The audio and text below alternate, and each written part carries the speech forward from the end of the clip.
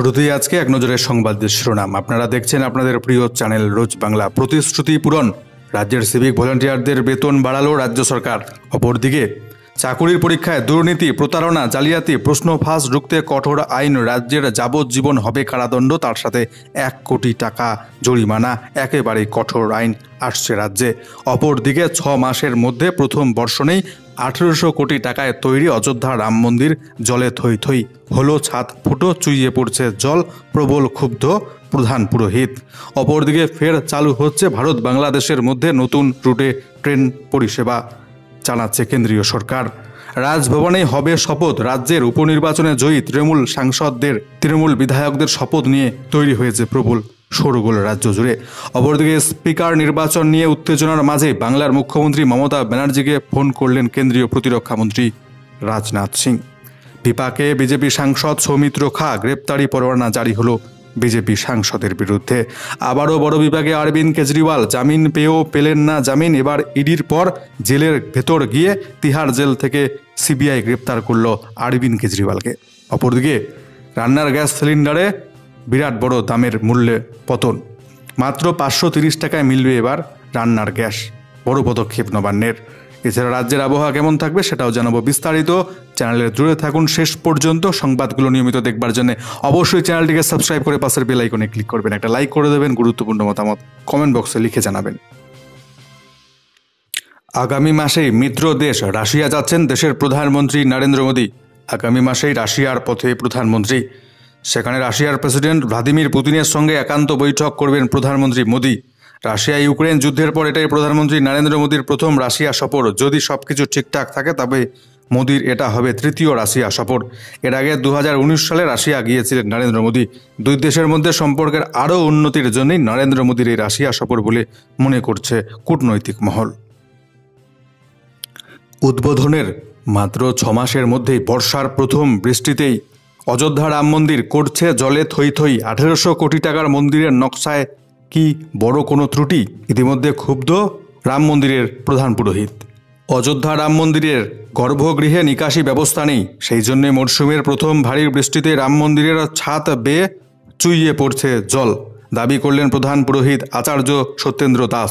রীতিমতো উষ্মা প্রকাশ করে রাম মন্দিরের প্রধান পুরোহিত বলেন, দেশের বিভিন্ন প্রান্তের ইঞ্জিনিয়াররা রাম মন্দির তৈরি করেছেন। 1800 কোটি টাকা খরচ করে এই রাম মন্দির তৈরি করা হয়েছে। গত 22 জানুয়ারি মন্দিরের উদ্বোধন করেছেন প্রধানমন্ত্রী, কিন্তু এটা কেউ জানতেন না যে বৃষ্টি হলে ছাদ থেকে জল চুইয়ে পড়বে। একেবারে অবাক হয়ে যাচ্ছি যে বিশ্বের জনপ্রিয় মন্দিরের ছাদ চুইয়ে জল পড়ছে মাত্র 6 মাসের মধ্যেই। কেন হবে এটা? প্রশ্ন তুলেছেন প্রধান পুরোহিত। এত বড় বড় দেশের ইঞ্জিনিয়াররা যেখানে আছেন সেখানে এরকম ঘটনা ঘটছে, সেটা সত্যি লজ্জাজনক।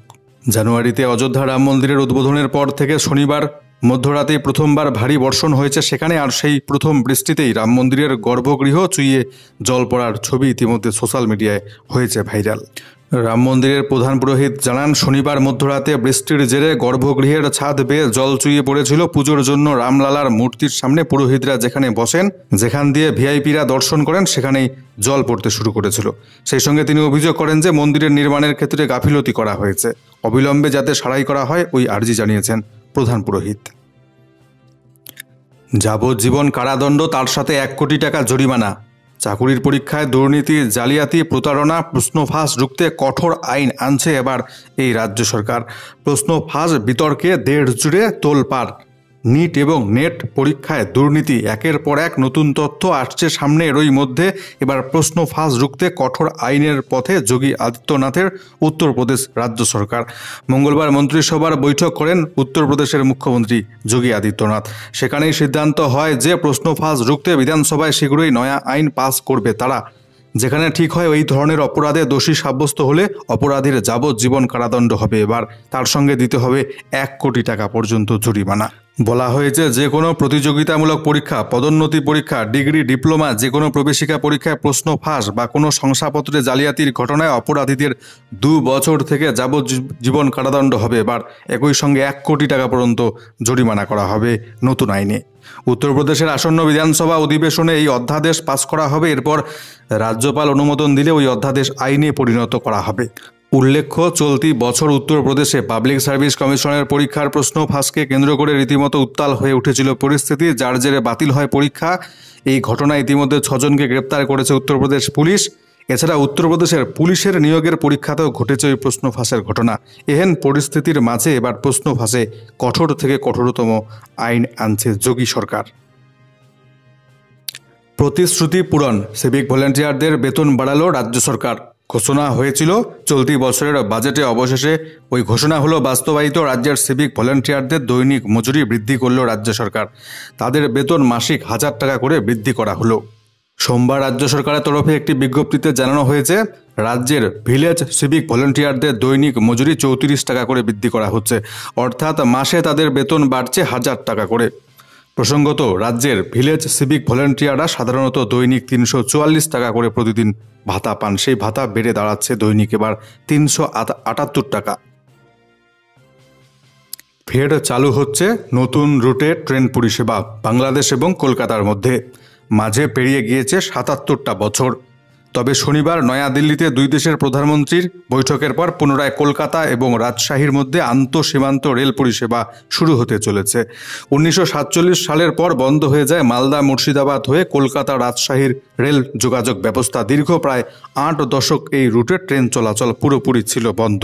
প্রধানমন্ত্রী নরেন্দ্র মোদী, বাংলাদেশের প্রধানমন্ত্রী শেখ হাসিনার দ্বিপাক্ষিক বৈঠকের পর এবার এই রুটে চালু হচ্ছে পুনরায় ট্রেন পরিষেবা। এই রুটে ট্রেন চলাচল পুনরায় শুরু হলে বাংলাদেশের উত্তরাঞ্চলের বিভিন্ন পেশার মানুষ উপকৃত হবেন। নতুন ওই রেল পরিষেবা শুধু যাতায়াতের সুবিধে দেবে না, ভারতের সঙ্গে যোগাযোগের নতুন মাধ্যমও তৈরি করবে বলে মনে করছে বাংলাদেশের সাধারণ মানুষ। সদর্থক প্রভাব পড়বে দুই দেশের অর্থনীতিতে।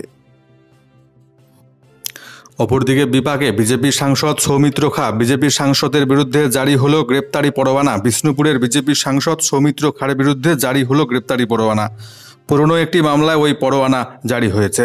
এই মামলায় এর আগে তাকে একাধিকবার তলব করেছিল বিধাননগরের এমপি এমএলএ কোর্ট, কিন্তু প্রত্যেকবার তলব এড়িয়ে গিয়েছেন তিনি, আর সেই কারণে তার বিরুদ্ধে গ্রেপ্তারি পরোয়ানা জারি করা হলো বলে জানা যাচ্ছে। যদিও সৌমিত্র খার দাবি, পশ্চিমবঙ্গে তৃণমূল না করলে বিরোধীদের নামে মামলা হয়, তিনিও ব্যতিক্রম নন। গত বছর অর্থাৎ 2023 সালের সোনামুখী থানা এলাকায় একটি অশান্তির ঘটনায় কেন্দ্র করে মামলা দায়ের হয়েছিল বিষ্ণুপুরের বিজেপি সাংসদের বিরুদ্ধে। একাধিকবার তলব করা সত্ত্বেও হাজিরা দেননি বিজেপি সাংসদ। এরপরেই মঙ্গলবার সৌমিত্র খার বিরুদ্ধে জারি হলো গ্রেপ্তারি পরোয়ানা। অপরদিকে স্পিকার নির্বাচন নিয়ে উত্তেজনার মাঝেই দিল্লি থেকে মমতা ব্যানার্জিকে ফোন রাজনাথ সিংয়ের। অষ্টাদশ লোকসভার অধ্যক্ষ নির্বাচন নিয়ে সরগরম দিল্লির রাজনীতি। এনডিএ যেখানে ফের ওম বিড়লার নামে সিলমোহর দিয়েছে, সেখানে বিরোধীদের পছন্দ কেরলের কংগ্রেস সাংসদ কে সুরেশ, তিনিও মঙ্গলবার মনোনয়ন জমা দিয়েছেন। এই পরিস্থিতিতে রাজ্যের মুখ্যমন্ত্রী মমতা ব্যানার্জিকে ফোন করলেন প্রতিরক্ষামন্ত্রী রাজনাথ সিং। স্পিকার নির্বাচন নিয়ে এই ফোন বলে জানা যাচ্ছে। সাধারণত কোনো বড় পদে নির্বাচনের ক্ষেত্রে সৌজন্যমূলক ফোন করা হয়ে থাকে। সূত্রের খবর, ওম বিড়লার জন্য সমর্থন চেয়ে মমতা ব্যানার্জিকে ফোন করেছেন রাজনাথ সিং। রাজ্যের উপনির্বাচনে জয়ী প্রার্থীদের শপথ গ্রহণ নিয়ে টানাপোড়েন রাজ্য এবং রাজভবনের মধ্যে। রাজভবনেই হবে শপথ। সায়ন্তিকাকে পাল্টা চিঠি। এবার রাজ্যপাল বোসের। বরাহনগর উপনির্বাচনে জয়ী হয়েছেন তৃণমূলের তারকা প্রার্থী সায়ন্তিকা বন্দ্যোপাধ্যায়, কিন্তু তার শপথ গ্রহণ নিয়ে শুরু হয়েছে বিস্তর জলঘোলা রাজ্য জুড়ে। বিধানসভার অধ্যক্ষের কাছে শপথ বাক্য পাঠ করতে চেয়ে রাজভবনে চিঠি পাঠিয়েছিলেন নবনির্বাচিত তৃণমূল বিধায়ক। মঙ্গলবার ওই চিঠির জবাব এসেছে রাজভবন থেকে। 3 পাতার চিঠিতে রাজ্যপাল সিভি আনন্দ বোসের সাফ একদম স্পষ্ট বক্তব্য, আগামীকাল আজ বুধবার রাজভবনে এসেই সায়ন্তিকা এবং ভগবান গোলা নির্বাচিত তৃণমূল বিধায়ক রেয়াত হোসেন সরকারকে শপথ নিতে হবে। চিঠিতে শপথ বাক্য পাঠ নিয়ে সুপ্রিম কোর্টের রায়ের কথা উল্লেখ করা হয়েছে। তবে রাজভবনে কে নবনির্বাচিত প্রার্থীদের শপথ বাক্য পাঠ করাবেন সে বিষয়ে দিনের চিঠিতে কোনো কিছু উল্লেখ করা হয়নি রাজভবনের তরফ থেকে। তবে রাজ্যসভার তৃণমূল সাংসদ শান্তনু সেন এদিন জানিয়েছেন, বিধানসভায় বিধায়করা শপথ নেবেন, এটাই তো নিয়ম। কিন্তু তৃণমূল এবং তৃণমূল বিধায়কদের বিব্রত করতেই রাজ্যের রাজ্যপাল বিজেপির ইশারায় এই অসহযোগিতা করে চলেছেন। ফলে টানাপোড়েনের মধ্যে রাজ্যের উপনির্বাচনে জয়ী তৃণমূল বিধায়করা। অপরদিকে দলের সিদ্ধান্তে সায় দিলেন রাহুল গান্ধী। লোকসভায় বিরোধী দলনেতা হচ্ছেন রাহুল গান্ধী। তিনি হচ্ছেন লোকসভার বিরোধী দলনেতা। লোকসভার অধ্যক্ষ নির্বাচন নিয়ে শাসক বিরোধী শিবিরের সংঘাতের মাঝেই এই কথা জানালো কংগ্রেস। লোকসভা ভোটের ফলাফল ঘোষণার পর রাহুলকে এই পদে চেয়ে কংগ্রেসের ওয়ার্কিং কমিটির বৈঠকে আনুষ্ঠানিকভাবে প্রস্তাব গৃহীত হয়। ওই প্রস্তাব ভেবে দেখার কথা জানিয়েছিলেন রাহুল গান্ধী। অবশেষে মঙ্গলবার কংগ্রেসের সাধারণ সম্পাদক কে.সি. বেণুগোপাল জানালেন রাহুল গান্ধী হচ্ছে বিরোধী দলনেতা। অপরদিকে ফের বড় বিপাকে দিল্লির মুখ্যমন্ত্রী অরবিন্দ কেজরিওয়াল। জামিন অধরাই থাকলো দিল্লির মুখ্যমন্ত্রী অরবিন্দ কেজরিওয়ালের।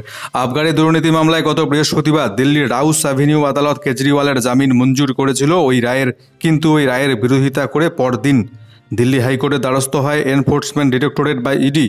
মঙ্গলবার জামিনের নির্দেশ নাকচ করল দিল্লি হাইকোর্ট। এদিন হাইকোর্টের অবসরকালীন বেঞ্চ জানায়, নিম্ন আদালতে ইডির পেশ করা নথিপত্র তথ্য প্রমাণের যথাযথ মূল্যায়ন করা হয়নি। তদন্তকারী সংস্থাকে সওয়াল করবার পর্যাপ্ত সুযোগও দেওয়া হয়নি। এছাড়া নিম্ন আদালত রায় দেওয়ার সময় চিন্তা ভাবনার প্রয়োগ করেনি বলে মন্তব্য করল দিল্লি হাইকোর্ট। এরপরেই কেজরিওয়ালের জামিনে স্থগিতাদেশ দেওয়া হয়েছে। এর ফলে দিল্লির মুখ্যমন্ত্রীকে আপাতত তিহার জেলেই থাকতে হচ্ছে। তবে সর্বশেষ পাওয়া খবর অনুযায়ী ইডির পর এবার দিল্লির মুখ্যমন্ত্রী অরবিন্দ কেজরিওয়ালকে গ্রেপ্তার করল সিবিআই। সোমবার আবগারি দুর্নীতিকাণ্ডে কেজরিওয়ালের বয়ান রেকর্ড করে সিবিআই। মঙ্গলবার রাতেই তিহার জেল থেকে কেজরিওয়ালকে গ্রেপ্তার করে এবার সিবিআই আধিকারিকরা। বুধবার আদালতে হাজির করানো হবে কেজরিওয়ালকে। ইতিমধ্যে বিষয়টি নিয়ে আম আদমি পার্টির রাজ্যসভা সাংসদ সঞ্জয় সিং জানিয়েছেন, সুপ্রিম কোর্টের শুনানির পর মুখ্যমন্ত্রীর জামিন পাওয়ার সম্ভাবনা ছিল 100%। সিবিআই তাই এবার মিথ্যে মামলায় ফাঁসানোর চেষ্টা করছে নতুন করে অরবিন্দ কেজরিওয়ালকে। অপরদিকে দিল্লির বহুতলে ভয়াবহ বিধ্বংসী অগ্নিকাণ্ড। ঘুমন্ত অবস্থায় শ্বাসরুদ্ধ হয়ে প্রাণ হারালেন একই পরিবারের 4 সদস্য। সোমবার রাত 3:30 নাগাদ ঘটনাটি ঘটেছে দিল্লির প্রেমনগর এলাকার একটি আবাসনে। গভীর ঘুমে আচ্ছন্ন ছিলেন সকলেই। দাউ দাউ করে জ্বলছে আগুন দেখেই দমকলে খবর দেন স্থানীয়রা। স্থানীয় হাসপাতালে নিয়ে গেলে পরিবারের 4 জনকেই মৃত বলে ঘোষণা করেন চিকিৎসকরা। দমকল সূত্রে খবর, ইনভার্টারের ব্যাটারি থেকে আগুন লাগে। তা পাশে থাকা একটি সোফা থেকে গোটা বাড়িতে ছড়িয়ে পড়ে। গ্যাস সিলিন্ডার প্রতি এবার দিতে হবে না 829 টাকা। এবার মিলবে রান্নার গ্যাস মাত্র 530 টাকাতেই। বাংলার মানুষকে মুক্তি দিতে তোড়জোড় শুরু নবান্নের। মূল্যবৃদ্ধির বাজারে 829 টাকার 14.2 কেজি রান্নার গ্যাস মিলবে মাত্র 530 টাকায়। তবে এটা সিলিন্ডারে নয়, সেই গ্যাস রান্নাঘরে পৌঁছে যাবে পাইপলাইনের মাধ্যমে। কলকাতা সহ 40টি পুরো এলাকায় জোর কদমে চলছে ইতিমধ্যে কাজ। বর্তমানে একটি 14.2 কেজির গ্যাস সিলিন্ডারের দাম পড়ে 829 টাকা। আর ওই মুহূর্তে যেসব জায়গায় স্থানীয়ভাবে পাইপলাইনের মাধ্যমে গ্যাস সরবরাহ চালু হয়েছে, সেখানে 1 কেজি গ্যাসের দাম মাত্র 37 টাকা 28 পয়সা। সেই নিরিখে একজন গ্রাহককে 14.2 কেজি ন্যাচারাল গ্যাসের জন্য দিতে হবে মাত্র 529 টাকা 37 পয়সা। প্রসঙ্গত, কয়েক বছর আগেই গ্যালের সঙ্গে চুক্তিবদ্ধ হয় রাজ্য সরকারের অধীনস্থ Greater Calcutta gas supply corporation. Kolkata, Howrah, Hooghly, Nadia, 224 Parganas 40টি পুরসভা এলাকায় পাইপলাইনের মাধ্যমে গ্যাস পৌঁছানোর লক্ষ্যমাত্রা স্থির করে তৈরি হয় বেঙ্গল গ্যাস কোম্পানি লিমিটেড। ইতিমধ্যে দুর্গাপুর থেকে পাইপলাইন পাতার কাজ শেষ হয়েছে মগরা এবং কল্যাণীর গয়েশপুর পর্যন্ত। গঙ্গার নিচ দিয়ে পাইপ পেতে জোড়া হয়েছে মগরা এবং গয়েশপুরকে। ইএম বাইপাস, চিংড়িঘাটা, নিউটাউন, কল্যাণী, পুরনো দিল্লি রোড, কল্যাণী এক্সপ্রেসওয়ের বেশ কিছুটা অংশে স্টিল পাইপ পাতার কাজও শেষ হয়েছে। বাড়ি বাড়ি যে প্লাস্টিক পাইপলাইন যাবে তার কাজ অনেকটা এগিয়েছে নিউটাউন, ব্যারাকপুরের মতো এলাকায়। জয় প্যালেস্টাইন। সংসদে শপথ নেওয়ার পর নতুন স্লোগান আসাউদ্দিন ওয়েসির মুখে। প্রবল বিপাকে বিজেপি আপত্তি জানালো বিজেপি। জয় প্যালেস্টাইন সংসদে নতুন স্লোগান শোনা গেল মঙ্গলবার। সাংসদ হিসেবে শপথ নিয়ে ওই স্লোগান দেন হায়দ্রাবাদের সাংসদ আসাউদ্দিন ওয়েসি। এতে আপত্তি জানান বিজেপির বেশ কয়েকজন সাংসদ। স্পিকার জানান সংসদের রেকর্ড থেকে এই শব্দ দুটি বাদ দেওয়া হবে। মঙ্গলবার লোকসভায় ওয়েসি যখন শপথ নিতে যাচ্ছিলেন, সেই সময় বিজেপি সাংসদরা জয় শ্রীরাম স্লোগান দিতে থাকেন। উর্দু ভাষায় শপথ বাক্য পাঠ করার পর ওয়েসি বলেন, জয় ভীম, জয় মিম, জয় তেলেঙ্গানা, জয় প্যালেস্তাইন। প্রসঙ্গত, গত অক্টোবর মাস থেকে ইসরায়েল গাজার মধ্যে প্রবল যুদ্ধ চলছে সংঘাত। এই পরিস্থিতিতে ইসরায়েলের বিরোধিতা করে প্যালেস্তাইনের পক্ষে দাঁড়িয়েছে বেশ কিছু দেশ। তবে ভারত এক্ষেত্রে ভারসাম্যের নীতি নিয়েছে। এমনিতে ভারত প্যালেস্তাইন ইসরায়েল 2 রাষ্ট্রের সমর্থক। 7ই অক্টোবর ইসরায়েলে হামাসের হামলা করার নিন্দা জানানোর পাশাপাশি গাজার প্যালেস্তাইনিদের জন্য ত্রাণ সামগ্রীও পাঠিয়েছে নয়াদিল্লি। ইসরায়েলের সঙ্গে ভারতের সম্পর্ক বেশ ভালো। এই পরিস্থিতিতে সংসদে ওয়েসির স্লোগানকে তাৎপর্যপূর্ণ বলে মনে করছে অনেকে। প্রসঙ্গত এবার লোকসভা নির্বাচনে আসাউদ্দিন ওয়েসি হায়দ্রাবাদ থেকে বিজেপি প্রার্থীকে 3 লক্ষেরও বেশি ভোটে হারিয়ে দিয়েছেন বিজেপি প্রার্থীকে মাধবীলতাকে। जय भीम, जय मीम, जय तेलंगाना, जय फलस्तीन, तकबीर, अल्लाह अकबर। আজ কেমন থাকবে রাজ্যের আবহাওয়া এক নজরে দেখে নেব। আজকে উত্তরবঙ্গে দার্জিলিং, জলপাইগুড়ি, কালিম্পং, আলিপুরদুয়ার, কোচবিহার জেলায় কমলা সতর্কবার্তা জারি, বিক্ষিপ্তভাবে ভারী বৃষ্টিপাতের সম্ভাবনা। উত্তর দক্ষিণ দিনাজপুর, মালদা জেলাতে বিক্ষিপ্তভাবে হালকা মাঝারি বৃষ্টিপাত, 2-1টি জায়গায় বজ্রপাত, ঝোড়ো হওয়ার সম্ভাবনার কথা জানিয়ে রেখেছে আবহাওয়া দপ্তর। অপরদিকে আজকে দক্ষিণবঙ্গের প্রত্যেকটি জেলাতেই চলবে হালকা মাঝারি বৃষ্টি, সেটা বিক্ষিপ্ত হবে, 2-1টি জায়গায় বজ্রপাতের সম্ভাবনা। এই মুহূর্তে ভারী কিংবা অতি ভারী কোনো বৃষ্টিপাতের সম্ভাবনা দক্ষিণবঙ্গের কোনো জেলাতেই নেই, তবে হালকা মাঝারি বৃষ্টিপাতটা চলবে। আপনাদের জন্য তুলে আনা আজকের বাছাই করা সংবাদগুলো এই পর্যন্তই। দেখা হচ্ছে পরবর্তী গুরুত্বপূর্ণ সংবাদের সাথে। সেই পর্যন্ত ভালো থাকবেন, সুস্থ থাকবেন। ধন্যবাদ।